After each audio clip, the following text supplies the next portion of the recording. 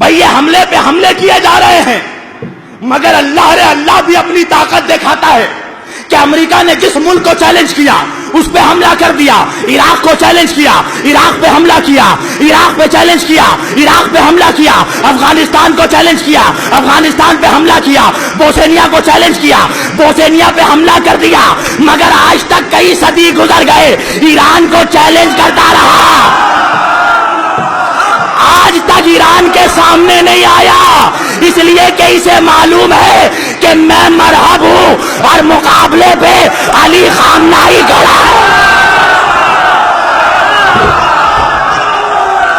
یہ وہ سانپ ہے امریکہ کہ جس کی آستین میں پلتا ہے اسی کو ڈستا ہے. ارے صدام حسین کو تم نے پالا اور پالنے کے بعد تم نے ہی اسے مروا دیا، مگر تم بھول گئے عراق میں فرق ہے، ایران میں فرق ہے. عراق میں صدام حسین تھا، ایران میں اولاد حسین ہے.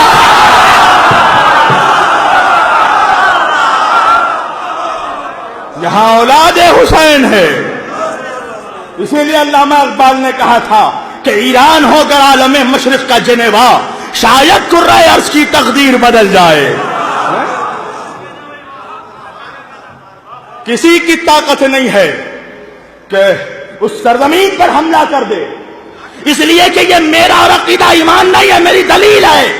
بھائی آج بھی ہر مسلمان جب اپنے گھروں سے نکلتا ہے تو اس کے بازوؤں میں کیا باندھا جاتا ہے؟ کیا امام ضامن باندھا جاتا ہے؟ کس لیے باندھا جاتا ہے؟ کہا جب بھی جہاں بھی جائے گا ہر حملے سے محفوظ رہے گا، ہر مصیبت سے محفوظ رہے گا.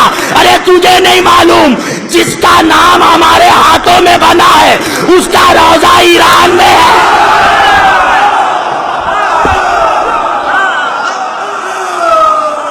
جس کا سکہ ہمارے ہاتھوں میں بندھا ہے اس کا روضہ ایران میں ہے. اور سن لو، آج یہ بھی بات کہہ رہا ہوں میں، چاہے شیعہ ہو یا سنی، کوئی ناراض ہو فرق نہیں پڑتا. اس موجودہ دور میں جو موجودہ ایران کا دشمن ہے وہ اصل میں ایمان کا دشمن ہے.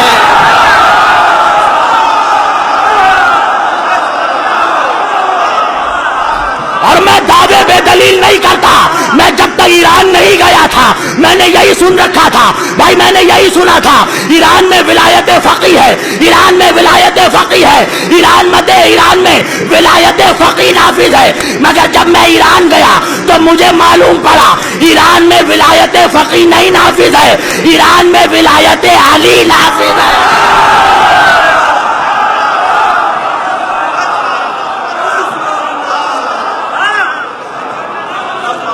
اور بس آخری بات، اور میں اپنی تقریر سمیٹ رہا ہوں، یہ دعوے میں ایسے ہی نہیں کر رہا، ہواؤں میں تیر نہیں چلاتے ہیں. ہم علی والے ہیں، کلیجہ دیکھ کر تیر چلاتے ہیں، یہاں وہاں تیر نہیں چلاتے. میں نے کیسے کہہ دیا کہ ایران ایمان کا حصہ ہے، ایران حق کی طرف ہے؟ اس لیے کہ یہ میرے مولا کی حدیث ہے. میرے مولا نے فرمایا کہ اگر کوئی زمانہ ایسا آئے کہ جب حق کا پہچاننا مشکل ہو جائے تو یہ دیکھنا ساری باطل طاقتیں کس کے خلاف کھڑی ہے. تو میں نے دیکھا امریکہ، اسرائیل.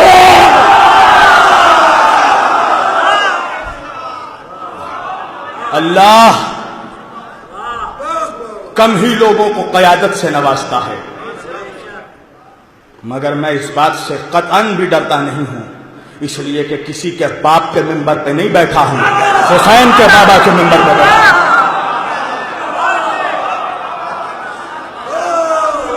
یہ مجھے فون پہ فون آ رہے، مولانا آپ شیعوں کے بیچ جا رہے ہیں، آپ شیعوں کی مجلس میں پڑھ رہے ہیں، آپ شیعوں کے جلسوں میں جا رہے ہیں. کہا ہاں یہ حکم ہے ہمارے علماء کا، یہ حکم ہے میرے نبی کا کہ ولا تفرقوا، تفرقہ ختم کرو، آپس میں اتحاد قائم کرو. اور میں آپ کو بتاتا ہوں کہ آج شیعہ سنی اتحاد کا دشمن کون ہے؟ شیعہ سنی اتحاد کی مخالفت اگر شیعہ کرے تو سمجھ لیجئے وہ شیعہ نہیں ہے، اگر سنی کرے تو سمجھ لیجئے وہ سنی نہیں ہے. شیعہ سنی اتحاد سے سب سے زیادہ پرابلم شیطان کو ہے.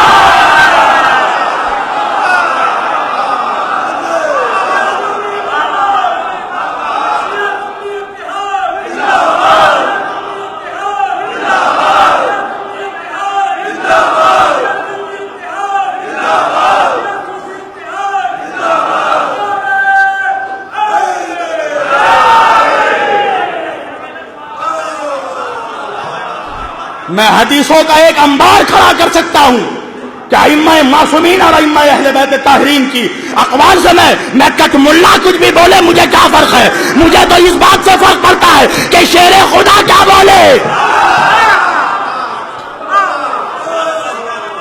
چاہے شیعہ ملا بولے چاہے سنی ملا بولے، مجھے کوئی فرق نہیں پڑتا۔ مجھے تو یہ دیکھنا ہے کہ میرا مولا کیا کہہ کے گیا۔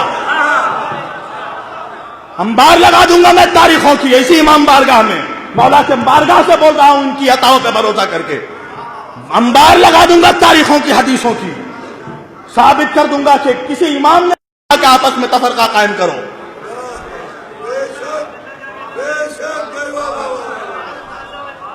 دونوں شہزادے امامین سیدین نیرین ثقلین حسنین شریفین قبلتین، ایک نے جنگ کی ایک نے صلح کی۔ اس کا یہ مطلب نہیں ہے کہ دونوں کے مزاجوں میں فرق تھا۔ اگر حسن کی جگہ حسین رہتے تو صلح کرتے، حسین کی جگہ حسن رہتے تو جنگ کرتے۔ جا کے مولا سے پوچھو مولا آپ نے اتحاد کیوں کی؟ اتحاد کا صلح کا یہ مطلب تھوڑی ہے کہ مولا نے بیعت کر لی۔ امام حسن سے پہلے تو ان کے نانا نے صلح کی تھی کفاروں سے، ابو لہب سے، ابو جہل سے، ابو سفیان سے۔ تو کیا مطلب ہے کہ ابو سفیان کے ہاتھ میں بیعت کر لی تھی؟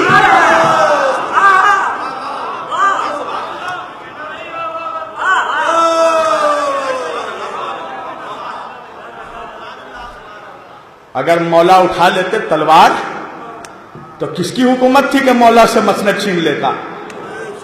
کبھی سوچا ہے کہ مولا نے ذوالفقار کو نیام میں کیوں رکھا؟ سوچا ہے کبھی؟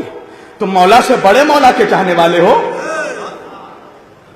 اگر امت میں تفرقہ مقصود نہ ہوتا تو کسی کی ہمت نہیں تھی، کسی ماں نے وہ اولاد نہیں جنا کہ علی کی تلوار کے سامنے آ جائے، اس لیے کہ ان کے بزرگوں نے دیکھ لیا تھا کہ علی کے سامنے اور علی کی تلوار کے سامنے اچھے اچھے ننگے ہو جاتے ہیں۔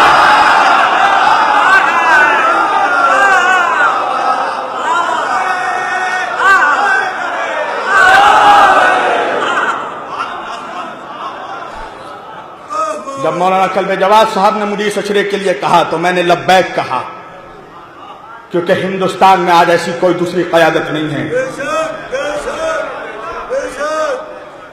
لکھنؤ والوں اپنے نصیبوں پر ناز کرنا اور اللہ کا شکر ادا کرنا کہ اللہ نے تمہیں کلب جواد صاحب جیسی قیادت عطا کی ہے۔ کچھ منافق ایسا نہ ہو کہ بعد میں کہیں کہ کلب جواد صاحب کو امپریس کرنے کے لیے مولانا شبیر پڑھ رہے تھے۔ جا بچپن سے جا کر میری تقریر اٹھا کر دیکھ لے، میں نے سوائے اہل بیت کے آج تک کسی کو امپریس نہیں کیا۔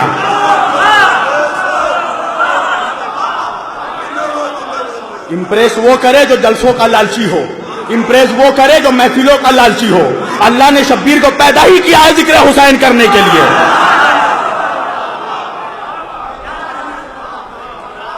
مجھے تو صرف اہل بیت سے مقصود ہے۔ اگر امپریس کرنا ہوتا تو میں کبھی یہاں آتا ہی نہیں۔ میجورٹی سنیوں کی ہے، میں ان کو امپریس کرتا؟ یہاں کیوں آتا اقلیت میں؟ میں نے کہا کہ میں اپنے حسینی بھائیوں کے پاس جا رہا ہوں، جس 12 امام کو وہ مانتے ہیں اسی 12 امام کو میں مانتا ہوں۔